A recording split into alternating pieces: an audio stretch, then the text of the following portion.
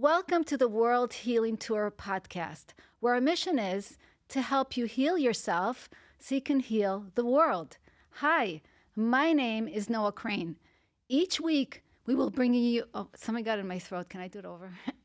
Something got in my throat, though. You're good. Yeah. Let's start again. Oh, that was weird. Okay. Okay, you ready? Yes. All right. In 3, 2, and 1. Welcome to the World Healing Tour podcast, where our mission is to help you heal yourself so you can heal the world. My name is Noah Crane. Each week, we will give you tips and tools and inspire you to live your most empowered and joyful life. I'm also the founder of the 3G Effect Mindset, a daily practice that keeps you heart-centered in everything you do by reminding you to do 3 important actions that will change your life. Number 1, every day to have a grateful heart and connect to your gratitude. Think about it right now. What are you grateful for in this moment? Gratitude really has the energy to keep you in high vibration and connect you to the things that you truly desire in your life. The second action is to learn to ground in love and compassion. First, love and compassion for yourself, because it all starts with you. And then learning how to share that love and compassion out into the world with others, because we all want more love and compassion. So if you give it out, you will get more of it in return. That's how beautiful energy works. Whatever you put out will come back to you. And the third, knowing that you're always guided by God. God is always there on your journey to guide you. All you need to do is learn to have faith and trust in yourself and faith and trust in your journey, not to come from a space of being desperate or a place of fear, but rather a place of listening, of being open-hearted to be guided on this journey. I'm so happy that I'm able to live my life through these 3 actions because they really have completely transformed my life. I've been able to see the magic in every day and every moment. And you can do that too. Those things are free and accessible to all. Recently, I was doing a big event and I was just gonna tell you how God sends angels into your life. So recently I did a big event and I had so much to do. I didn't know how I was going to do it all myself. I had to pack everything for the big event into my car. The problem was I had so many things to carry and so many boxes, and none of the people that were supposed to come and help me that day were able to come. And my husband was at work, so I was doing it myself. I said to myself, you know what, Noah, it's going to take you time, but you're just going to have to do it. You don't have a choice. You're here by yourself. So as I'm loading my truck, one of my neighbor's guests who was visiting him that I met the day before was taking a walk in the neighborhood. And he walks by my car. He sees me carrying these heavy boxes to my car. And he looks at me and he says, do you need help? And I said, yes, I do. I have this big event. I have no idea how I'm going to get all this stuff by myself to the event and set it all up. He said, no worries. I got you. He's like, I'll be right back. He went to the house, came back with a huge truck. This was like a big, strong guy. He literally took over the whole operation. He put all the boxes into my car, into his truck, and we took everything to the hotel together. He helped me unload the truck, bring all the stuff into the second floor ballroom, and helped me set it up. Everything looked amazing. I was so grateful that I was able to see the signs that God is always supporting me and taking care of me and sending these beautiful angels my way. So when you practice the 3G effect mindset, you will see the miracles in every day. And that is what is so beautiful, to be present to the magic. No matter what the challenges are, there's always so much to be grateful for. Today is going to be a great podcast because we're going to be speaking about a very important subject. It's very close and dear to my heart, parenting.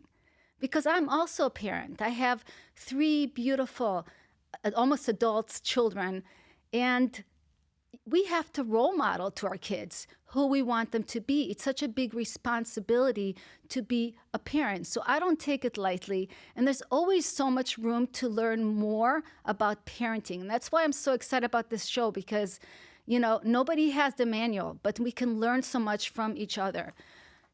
Today's guest, Dr. Tanya Faren, is an expert in parenting. She has over 27 years of experience in education, parenting, and business. Author of 8 books. The most popular one, called Raising the Well Adjusted Child. Her company, Creative Living Ideas, teaches how to live a well balanced life through self care, positive messages, wellness, parenting, and education. Welcome, Tanya Faren, to the World Healing Tour podcast. Thank you so much. I'm so delighted to be here today. I appreciate that beautiful intro. So excited to have you here. And I just love, talking about parenting and learning more about parenting. I wanted to start by asking you a little bit more about how you found that passion in parenting and just maybe a little bit about yourself and your background. Yeah, I'd be happy to share that with you. So, I have been in education for over 26 years. So, that's a pretty long time. I have been a teacher, an elementary school teacher. I did some leadership roles when I was a teacher, and then I became an assistant principal and a principal at the elementary level. And I currently am a virtual middle school principal, and I've been a virtual high school principal. So, I've worked with parents and kids of all ages. And honestly, I always kind of joke and tell people that kids are my jam. Like I Mm. love being around kids. They're fun, they ask you great questions. And so I've learned a lot from being around kids, and I've learned a lot from being around other parents and talking to them more. I love that. I love that. And why is it so important to be your child first teacher and role model? I think that we can't take that too lightly. And I love the name of your book, by the way, The Well Adjusted Child. It really makes sense. Like, why is it such a big responsibility? It is. So you've asked a couple of really good questions, about being your child's first teacher and why it's so important. So in the course of my 27 years, I have spent a lot of time working with different parents and giving them some basic tips and strategies that they were able to take home and be successful with their kids. And so, I found myself talking over and over again to parents about the same things. And so I decided to put those things into my book. Okay. And so those things are important and they're practical. And the reason that they're important is because kids want to know expectations, and they want to know structure and routine, and they do very well with that. Now, being your child's first teacher is also really important because, we are the first, most impressionable people for them. We are the ones who teach them how to walk, how to talk, how to eat, how to, get dressed in the morning. So we have been their first teacher from the very moment that they have been placed into our arms.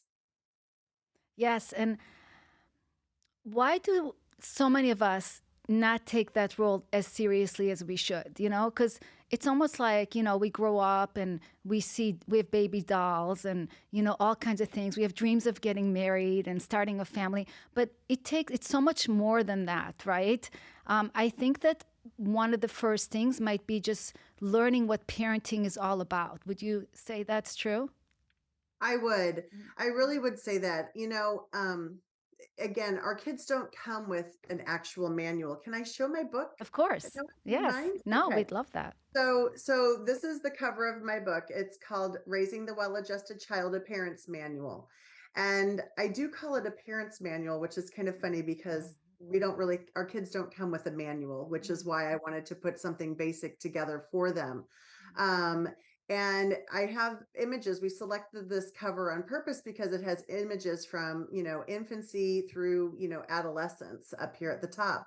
And, it is something that shouldn't be taken lightly, that, it's just innate to become a parent, because, we need a skill set to be able to do that. And so I put some different things in here to help parents be able to manage and to learn how to, you know, um, raise their children.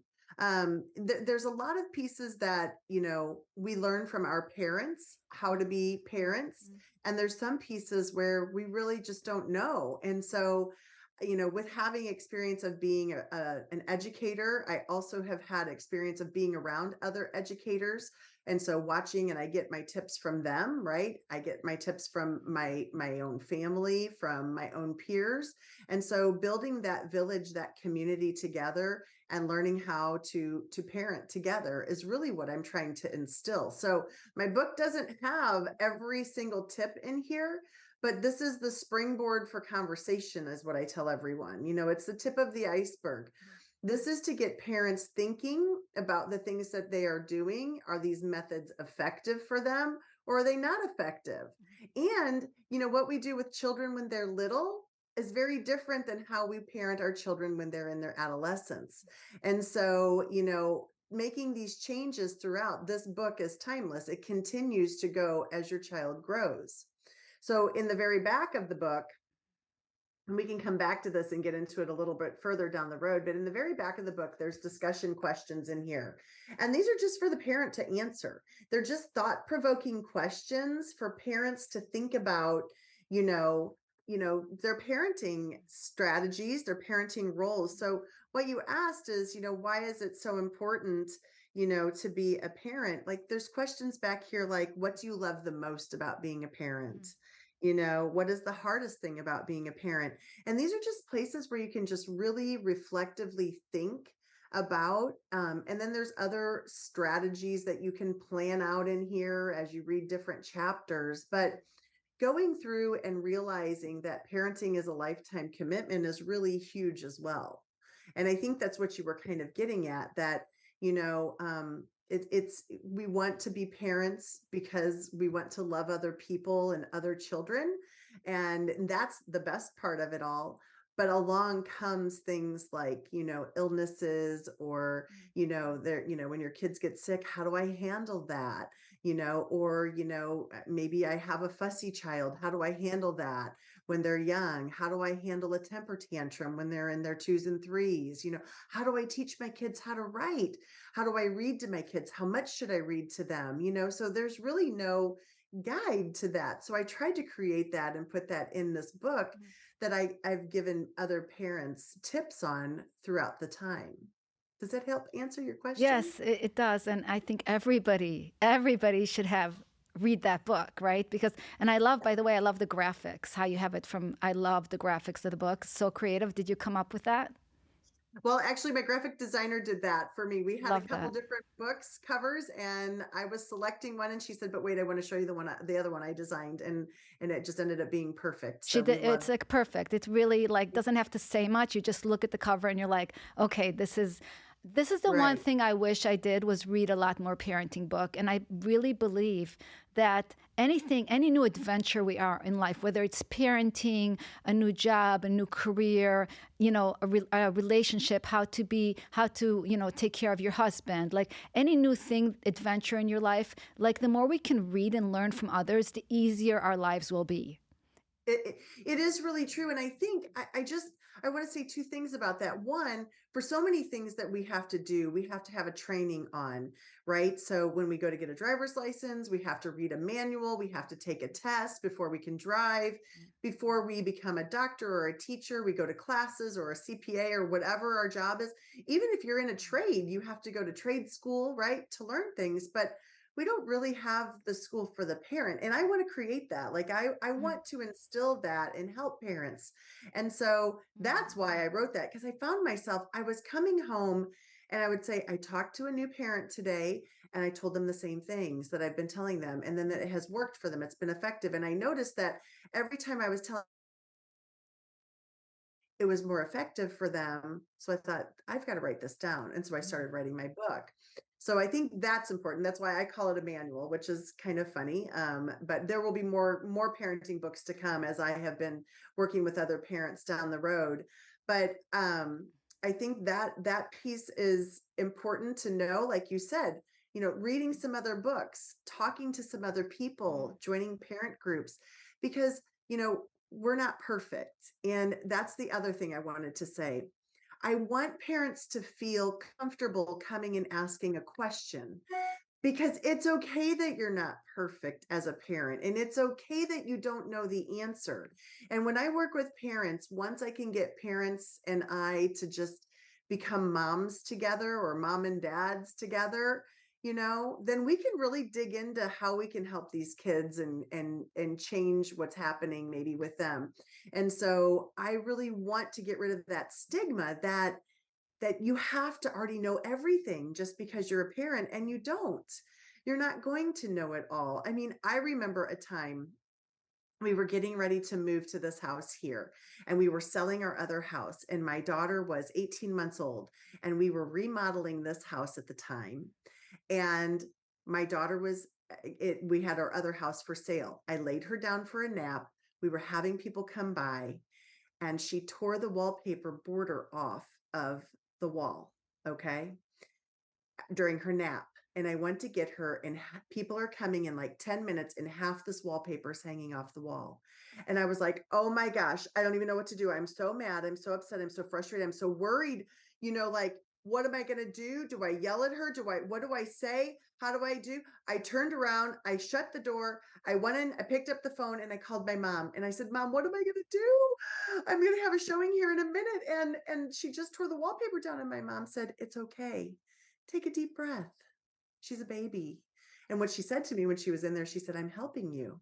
She said, you've been remodeling a house, and she's watched you take wallpaper down. So she wanted to help. That's cute. And my heart just went, thank God I have my mom, because I was about to lose it, right? Selling a house is stressful, and trying to keep everything perfect, and you have a baby, it's so hard.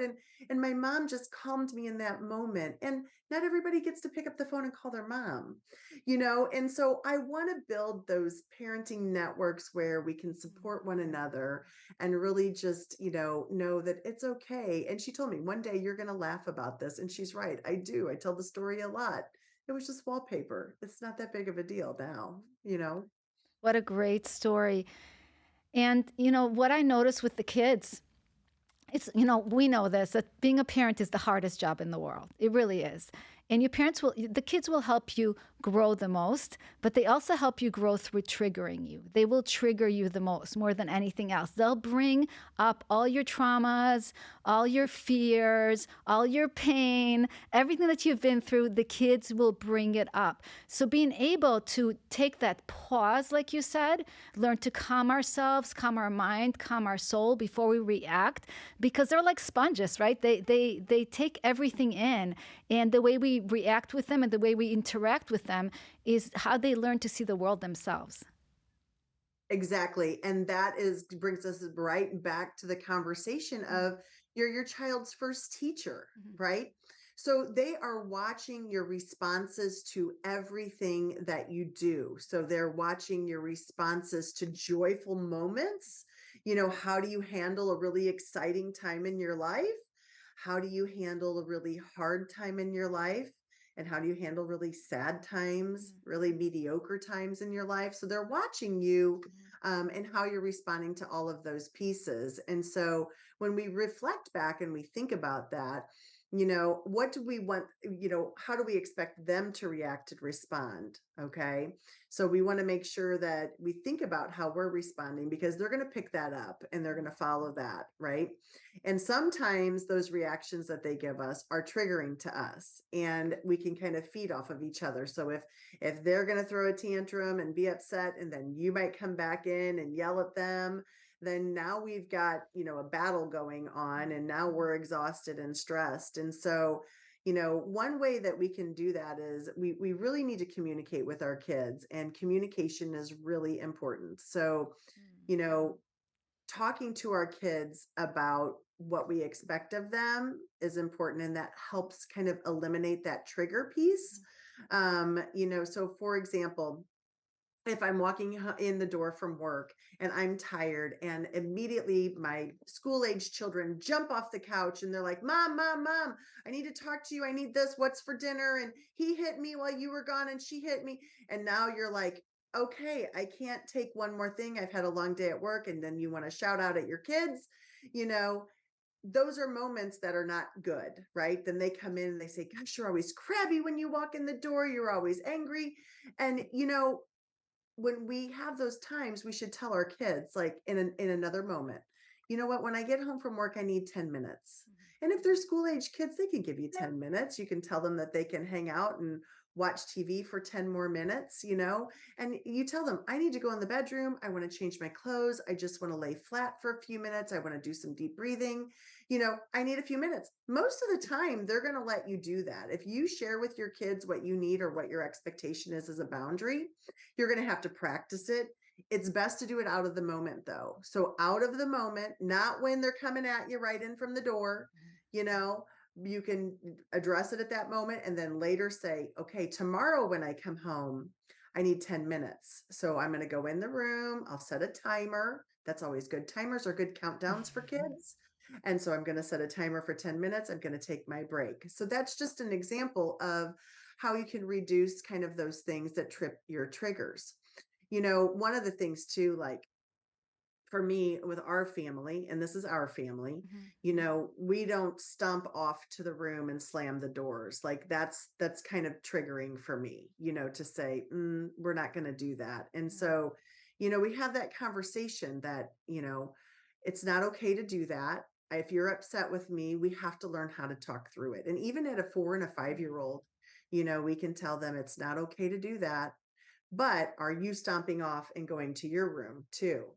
You know what I mean? So we have to think about, what are we modeling for these kids? Where are they picking up this behavior?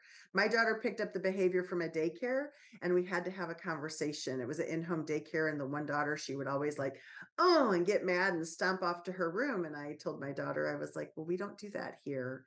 So here we sit at the table and we finish talking about what's upsetting us. And it took a couple of times, but then it sank in. And you can get through a lot of triggering situations when you talk calmly out of the moment with kids. Yeah, absolutely. And that's the key, right? The communication that you were talking about and being able to come from a calm place. So many of us are stressed through going through the everyday. And like you said, we're not taking the time to communicate it. Like you said, you can't do it in the chaos. You have to do it, No. find time to communicate when everybody's calm and explain. And how important is it to start doing that early, to set those boundaries with your kids? How early should you start, and how important it is to get started early? Well, I always say it's never too late to start. So if your kids are school age, junior high age, something like that, you could still start it now. It's going to take a little bit more practice, but I would say really early on, I talk to my kids, from a very young age, just explaining to them and talking to them about what I'm doing. Even at infancy, mom's going to go get dressed, daddy's going to hold you. I mean, that's a communication Mm. piece, right? Mommy needs to go take a nap, daddy's going to do this, or grandma or sister or whomever, right? Something like that. And then as they're toddlers, 2 and 3, the more that you talk to them, the more they're used to you talking Mhm. to them. And it's not abnormal, and setting those expectations with them, telling them specific things that you want, you desire, you expect from them as well. And I was watching this TikTok video the other day, and I know that's really funny to say, but I was watching this video of this toddler picking up socks and putting them in the laundry basket. And I was thinking to myself about that. And I thought, you know what? This toddler has been told, we're cleaning up, cleaning up, we're cleaning up. And so the toddler doesn't know any different because they've been expected to clean up since they were a toddler. So at 5 years old, it's not going to be any different for them to say, okay, I want you to now pick up the socks and pick up the books in the room. So, the sooner that we're giving those expectations and having calm conversations with our kids, the better it's going to be. Yes, I love that. How important is it to say no to your kids? Ah, that's one of my probably I would say probably one of my biggest phrases that I tell parents. It's really important to tell our kids no, because our kids are going to, and we're going to go backwards on this one.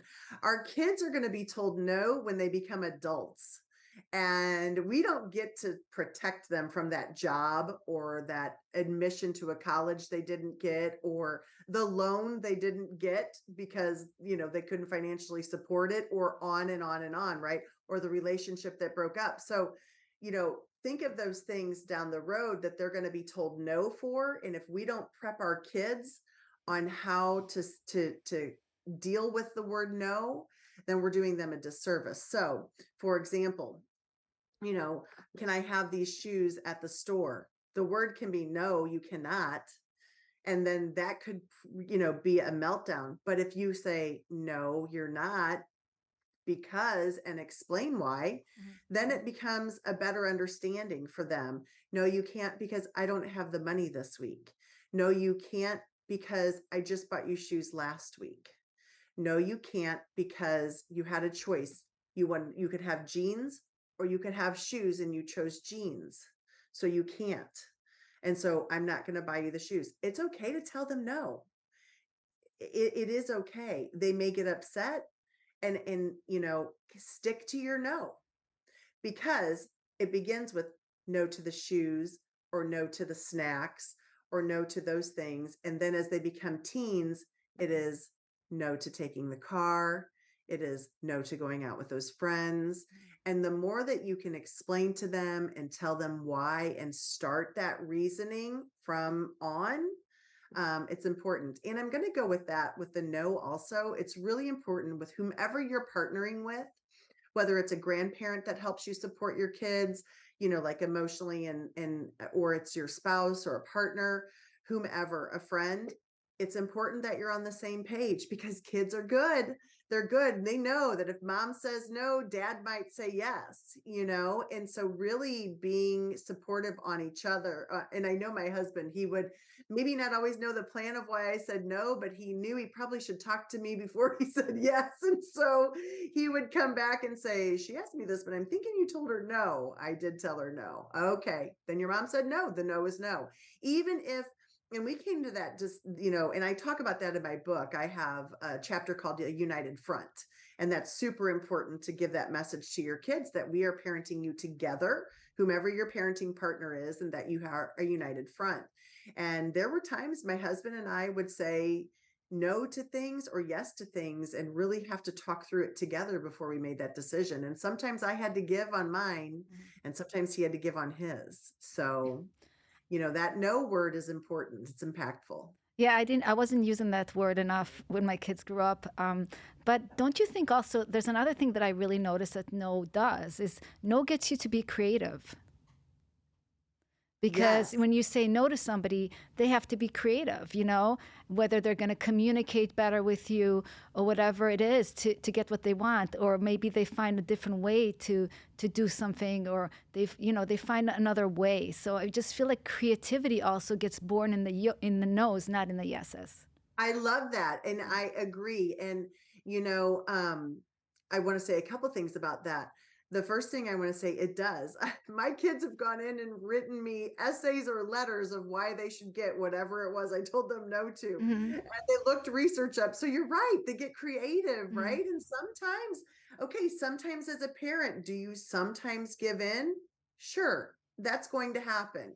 If they bring a valid point or they're able to prove their side, and you say, you know what, Hmm. I'm trusting you with this, and then that's definitely yes. I also, you talked a while ago in one of the rooms that we were in together, and you talked about how when the world gives you a no, you say thank you, because that wasn't meant for me. Hmm. And I have more than once shared that with my grown daughters now, and we have talked about that message.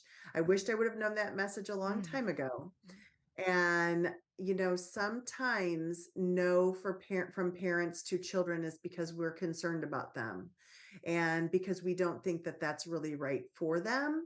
And explaining that to them, especially when they're in their teen years and they're trying to do things with friends, and your gut just really tells you this is not a good thing for them, you know, and you taking that moment and explaining and saying, I don't feel good about where you're going. I don't feel like it's a safe place. And that's why I'm telling you no, because I love you and I care about you and I'm concerned. And so a lot of times when you tell them that, they will really be receptive of that, and they'll use it to their advantage. So my girls have had sometimes saying, you know, someone's asking us to go someplace as a teen and we don't think we should go. Can we just tell them you said no? I'm like, yes, 100%.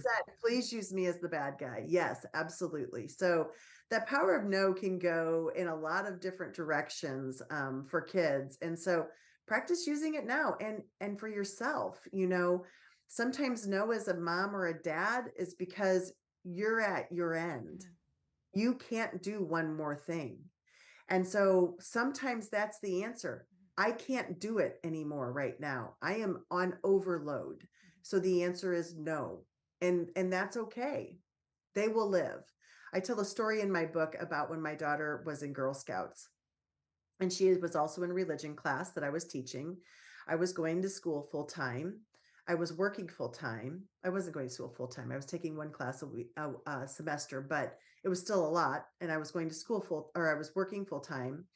And she was in religion class that I was teaching on Wednesday nights, and she had gymnastics on Thursdays, and she wanted to do Girl Scouts. And we did it for 2 years, and it didn't work for me. And I couldn't do one more thing. And I was so worried to tell her no. I thought I was going to break her heart telling her no. But you know what? I told her no, and I explained to her why. And she was probably 6 or 7. I said, I can't do one more thing. You know, they want to meet every Saturday. I can't do that. Plus one, you know, one night a week, every 2 weeks. I just can't fit it into my life. And she said, it's okay. I just really wanted to sell the cookies. And here I am worried I'm going to break her little heart. And she never once said a thing about it. You know, she never really cared. She wanted to be with me and she wanted to sell cookies. So it was okay. You know, it was okay. And I did have some mom guilt for a while for it, but I had to say no, and that's okay. That's a great story, right? It's, and again, everything comes down to the communication. Every time I hear the communication. There's something I want to ask you about with parents. You know, we're so protective of our kids, right? And if something Yeah. happens in school and how to deal with other kids, sometimes we will jump in the middle of things like that. How important is it for us to let our kids deal with some of their own stuff, or how important it is for us to get involved? Like, when should we get involved? When should we not get involved? Because You so many know, parents stress over that question, and I hear it all the time. yeah, you know, that's a really, really good question. And it varies, you know. It varies depending on the scenario, and it varies on the age of the child and where they're at. And you know, I think it's important, for one, that we talk to our kids every day about school and what happens. I think we have to know sometimes there are kids that don't make the best decisions, and our kids are going to be around them, you know, and, you know, we teach them how to handle those scenarios individually, and say, you know, we give them courage to start, you know, speaking up for themselves. And that's something that we want them to be able to do. So let's just go with a scenario like in an elementary school, a student at lunch who's sitting across from them who is saying, you know, I don't know, your face looks like, you know, something silly, and your lunch is smelly, you know, and somebody that's just making the kid feel uncomfortable. And they come home and they say that, and then you might say, well, you know, maybe they just, you know, see how, you know, maybe they won't say it tomorrow, just see what kind of mood they were in. Then they go back the next day and the kiddo says it again. Well, then maybe you want to tell them, you know, have you told the lady at the lunchroom, you know, what's happening, or your teacher? You know, we want them to go to them first. And, you know, and so, you know, if they go to them with that, they probably will, I would most likely think the school staff would step in and would make some changes to maybe seating or supervising a little closer in that area, talking to that student. And then if it continued, then I would step in as a parent in that scenario, to where, you were able to like call the teacher and say, "Hey, can I tell you what's going on in the Mm, lunchroom? mm, I want to let you know that." And so that's at a young age. And I think when we encourage our kids to do that and encourage them to talk to adults, I think that's really, really beneficial for them because we're teaching them those communication skills down the road, and you're getting to talk to your kids and you're listening to what they're saying.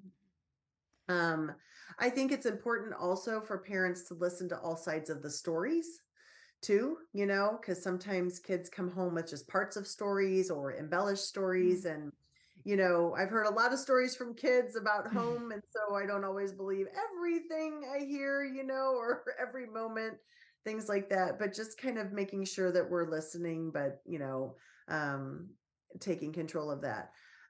Larger scenarios, things that are, of serious nature, physical harassments, things like that. I think that needs to be, mm, we need to encourage our kids in the moment to not wait to come home from school to tell us this, right? mm, To let an adult know right away. mm. And then if they didn't and they come home, I think you as a parent need to step in and say, I'm going to call. And a lot of times they don't want you, like teenage kids don't really want you to call and get in the midst of it.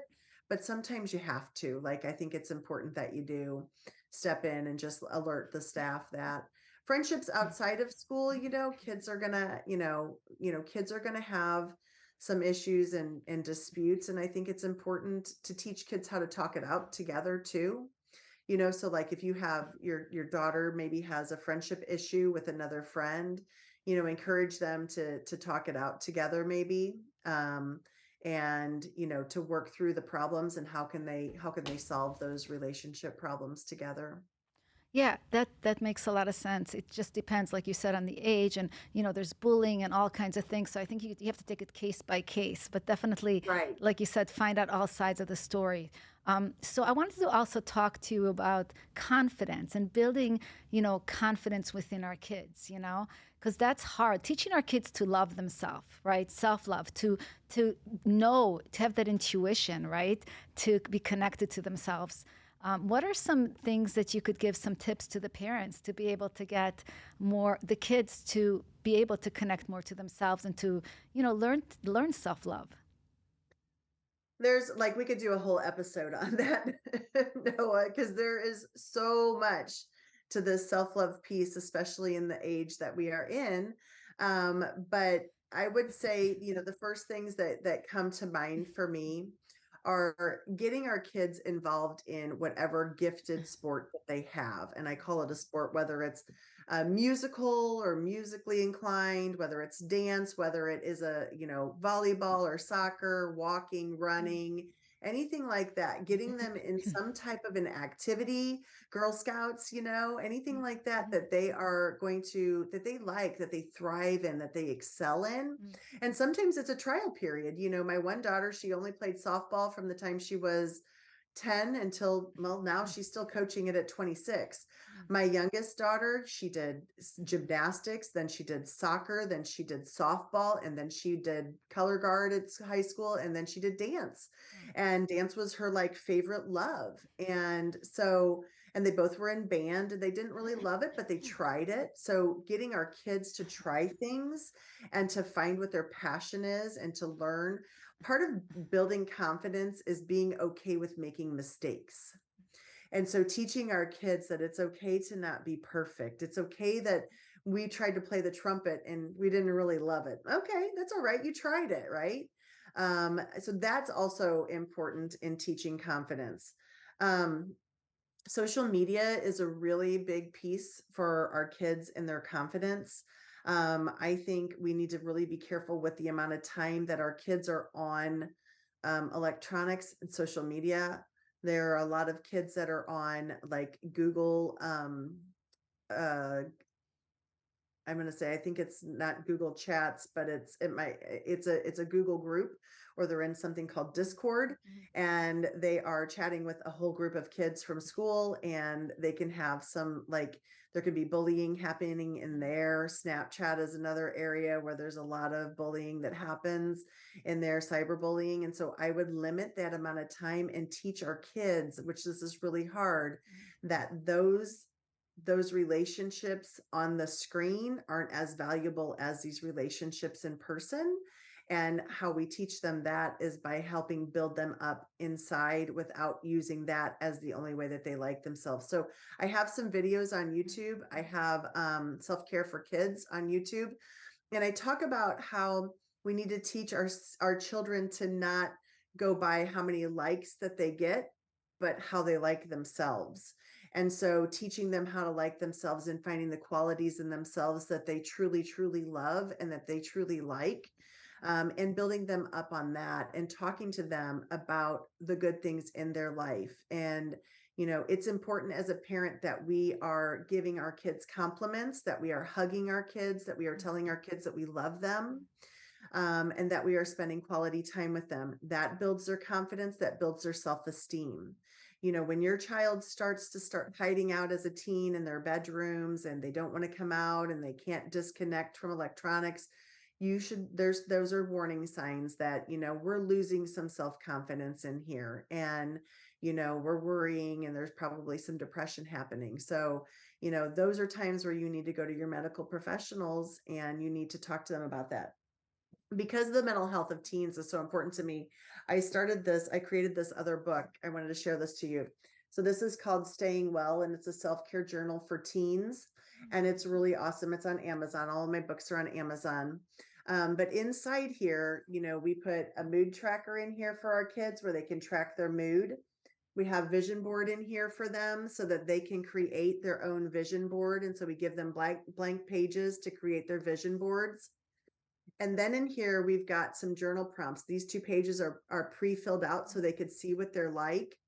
But one of the things that we really wanted to put in here when my team and I were building this was something that they're excited about this week. So teaching your teens how, and I would say this could be like probably 9 years old on to, 18 years old, something they're excited about. And then it gives them their tasks for the week to do, something they're preparing for, something they accomplished this week, days that I did something that make myself happy. So they think about every day, did they do something to make themselves happy, and what they're grateful for, what they accomplished, and when did they do physical activity? Because you and I both know, like, getting out, being physical, being active, all of those things are really important to our mental health. And so we're teaching our kids how to build self-esteem. So again, you're your child's first teacher. If you're going to beat yourself up and you're going to have low self-esteem, guess what? Your kids probably are too, because your kids are going to need you to show them how to lift up their mood,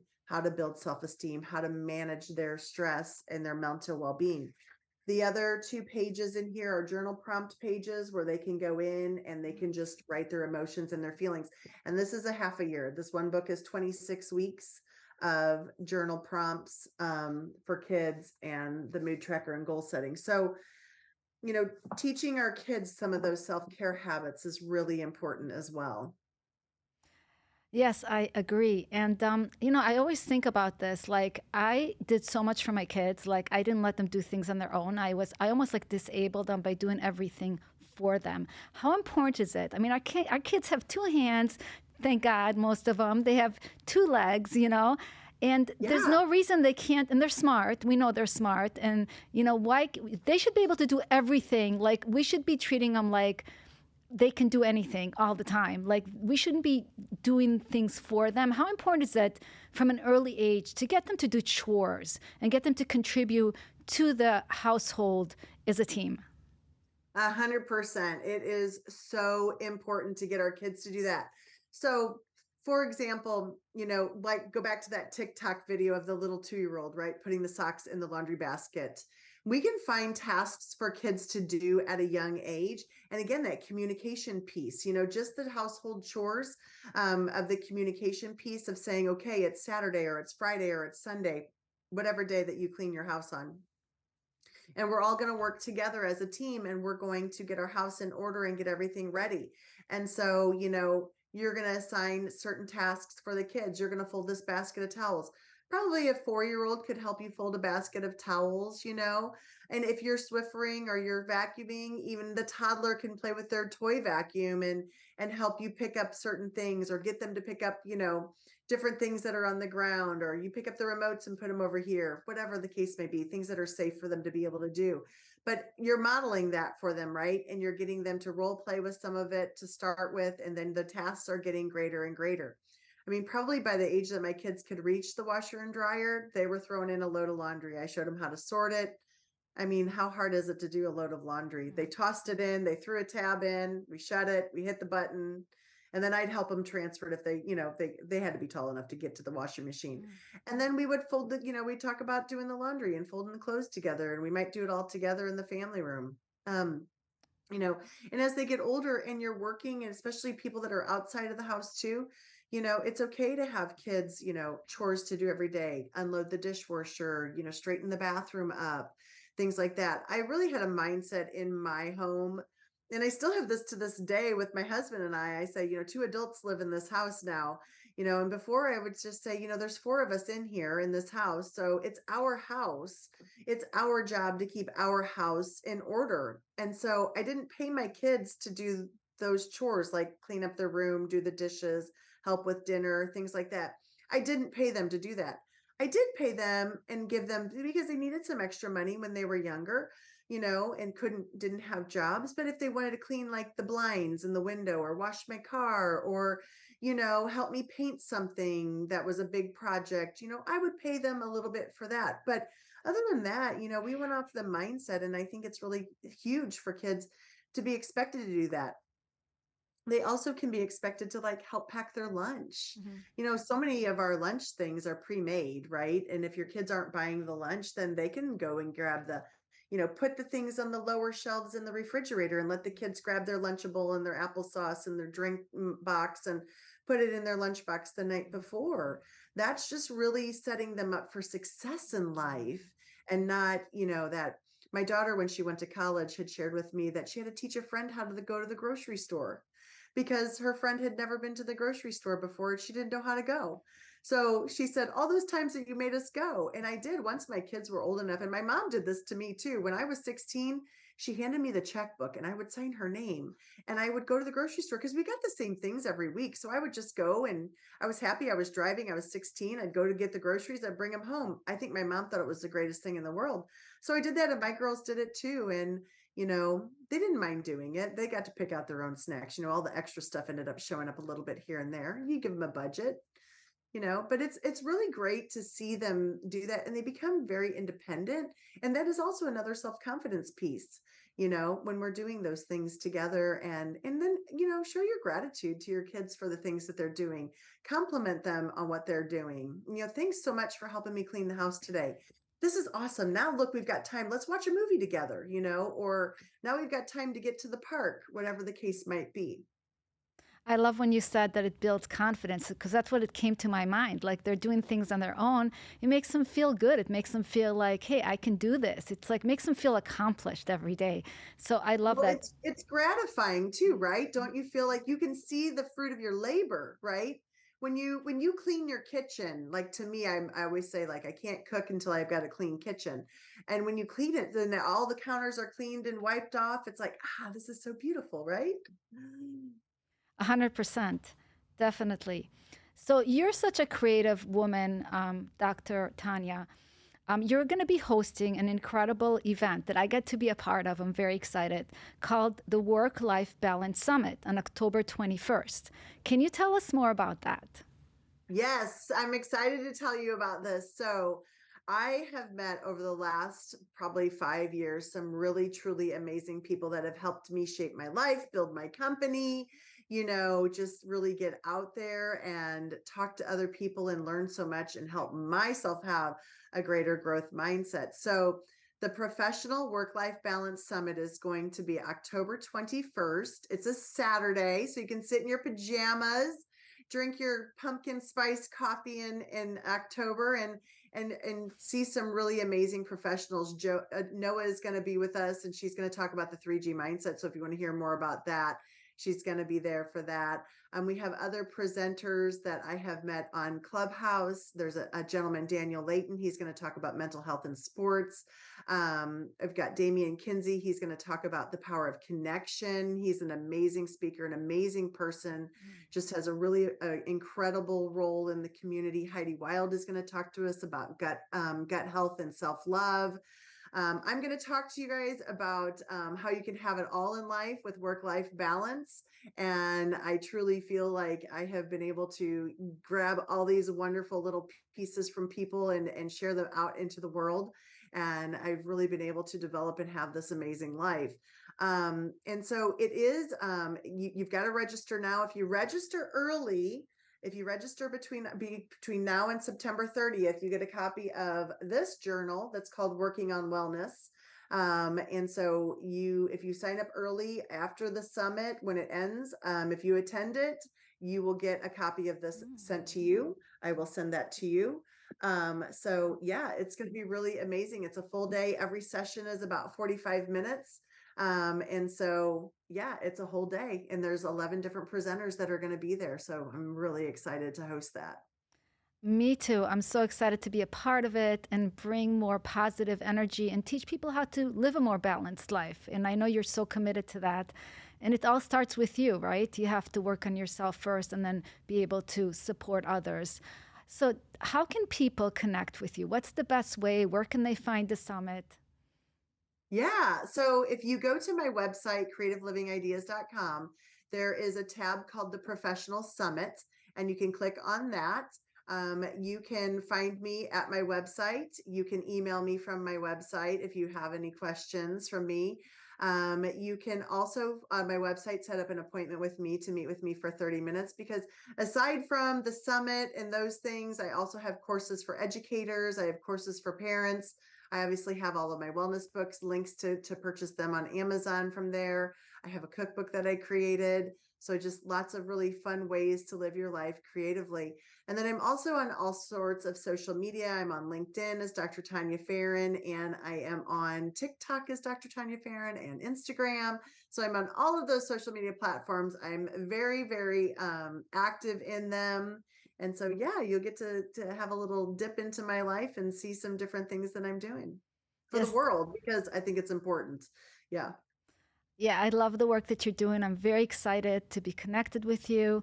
And I want to thank you, Dr. Tanya, for spending this time with us today and inspiring us to live a more balanced and empowered life. So thank you so much for that.